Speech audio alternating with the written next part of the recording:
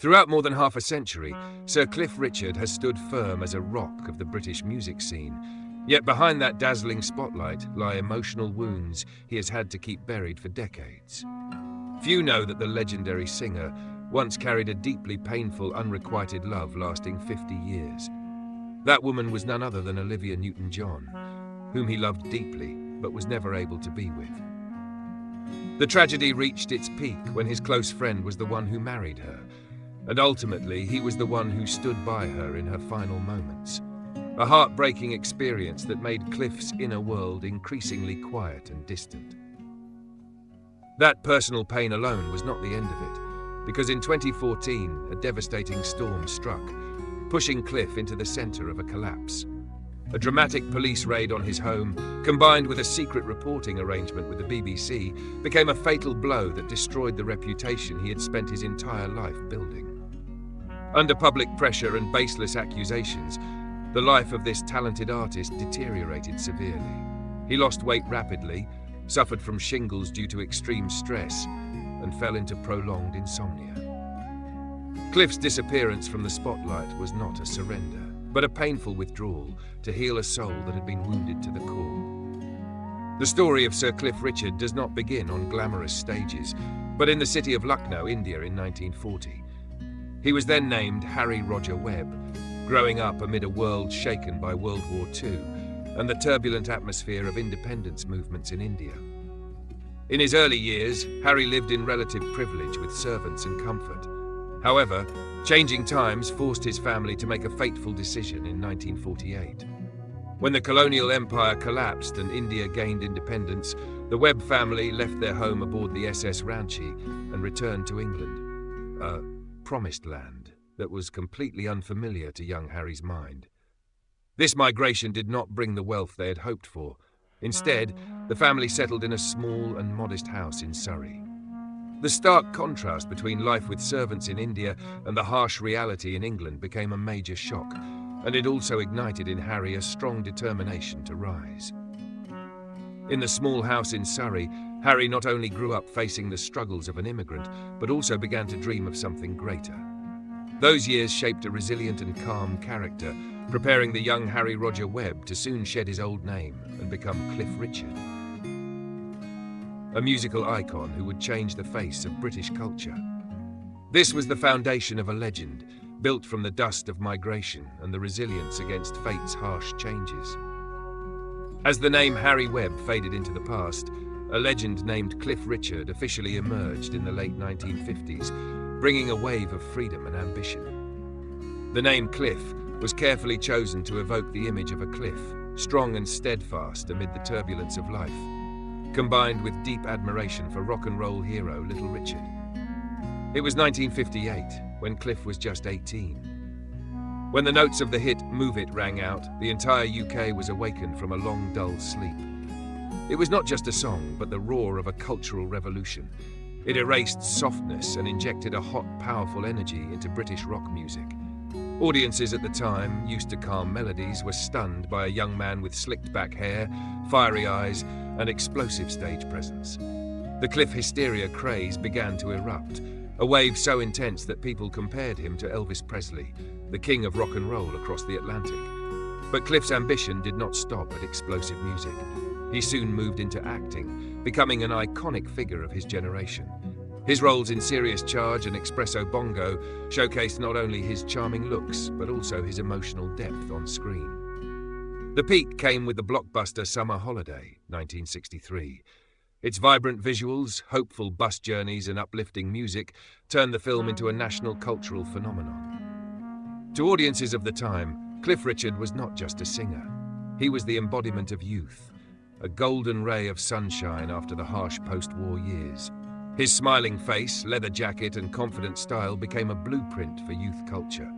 He created a new standard, where a pop star was not only someone who sang dreams from a stage, but someone who guided audiences through the brightest seasons of life. When the Beatlemania wave swept across the world in 1964 to 1965, reshaping the global music industry, many contemporaries were quickly overshadowed. Yet, in the middle of the Beatles' storm, Cliff Richard stood remarkably firm, like a solid cliff against crashing waves. While the world focused on the Liverpool Quartet, Cliff still secured 6 top 10 hits in the UK, proof that his position was not shaken by passing trends. The weight of Cliff Richard's name was not only in numbers but also in respect from the greatest peers. John Lennon, a symbol of rebellion and genius, once openly admitted, "Before Cliff Richard and Move It, there was nothing worth listening to in England." It was one of the highest praises one legend could give another. Lennon understood that Cliff laid the very first foundation stone that allowed artists like him to step onto the world stage. The peak of this recognition came in 1965, when the New Musical Express poll for world's top male singer ended in shock. Cliff Richard officially beat legends such as Elvis Presley, John Lennon, and Paul McCartney. Rising above the biggest icons of the era, Cliff proved that his career was not a passing trend, but a lasting journey of strength. He became a proud exception, an artist who did not need to follow the wave, because he was part of the wave itself. In the glamorous world of entertainment, where fame often comes with excess, Cliff Richard made a bold move that shook the entire industry. In 1966, at Earl's Court Stadium packed with fans while at the peak of his fame, Cliff publicly declared that he had become a Christian. This decision was seen as a kind of career suicide for a rock and roll star. Managers, record labels, and the media all viewed it as a mistake. People believed his spotlight would soon fade, that he would retreat into church life or a quiet existence away from the stage. The pressure was immense, but contrary to expectations, faith did not weaken Cliff. It became an anchor that helped him resist the temptations of fame. For Cliff, religion was not a renunciation, but a release. He admitted that faith helped him shed the burden of having to play the role of a fake rock star, constantly forcing himself to meet the rigid expectations of the market. Instead of trying to please everyone with glamorous images, he chose to live truthfully with himself, bringing human values and calmness into his music. This shift did not make audiences turn away.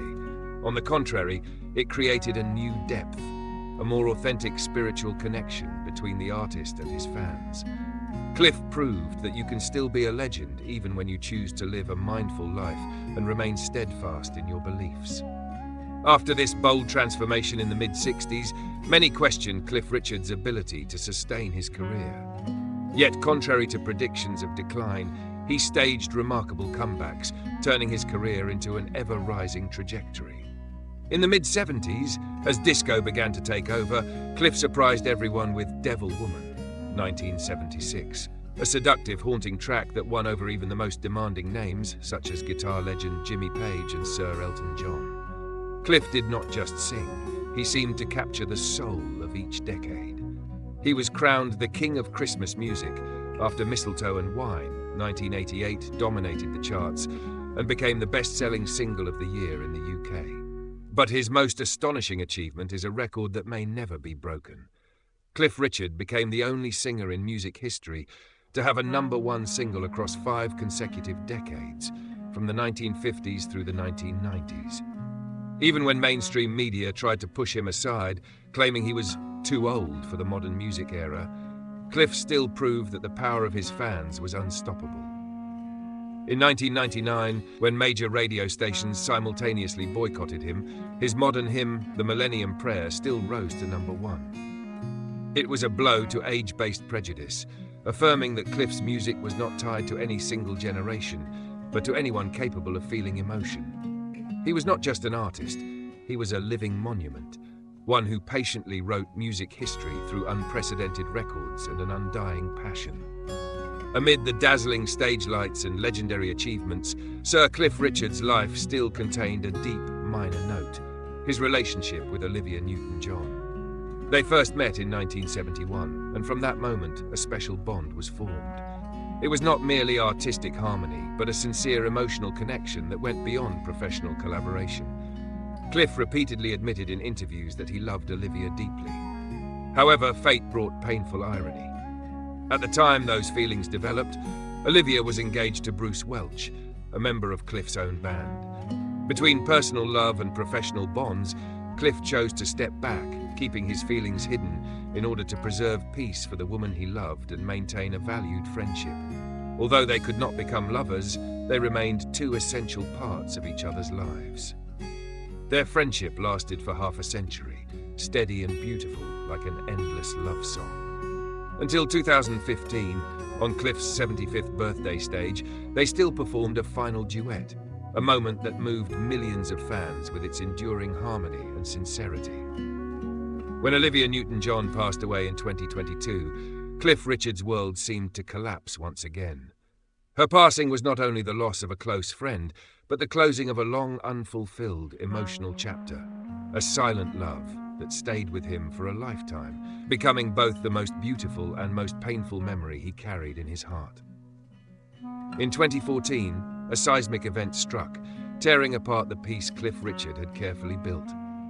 One fateful morning, his home was raided by police with helicopter support, and the entire event was broadcast live by the BBC, a harsh scenario driven by a secret agreement between media and law enforcement. He was accused of sexual assault against a man in 1985, an allegation later proven to be completely false and unsupported by any evidence. For Cliff, it was a brutal attack on his very soul.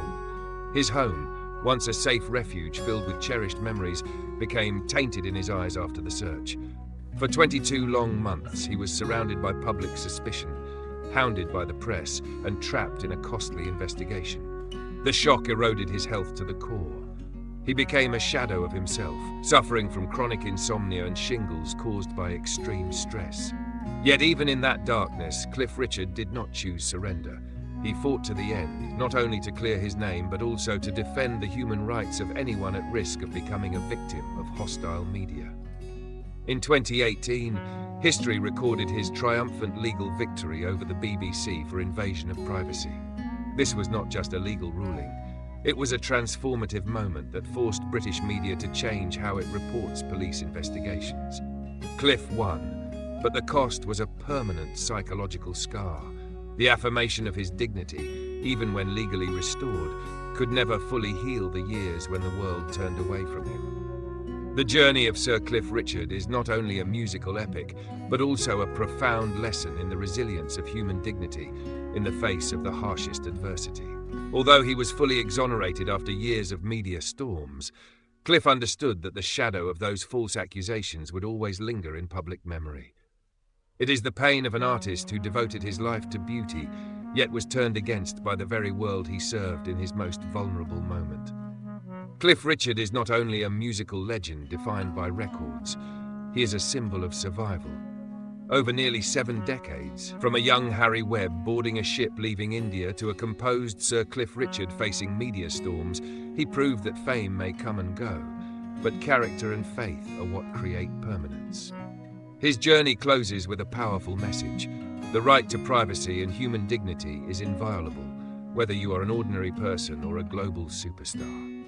Cliff chose to rise from the ashes of his reputation, not through revenge, but through steadfast commitment to truth.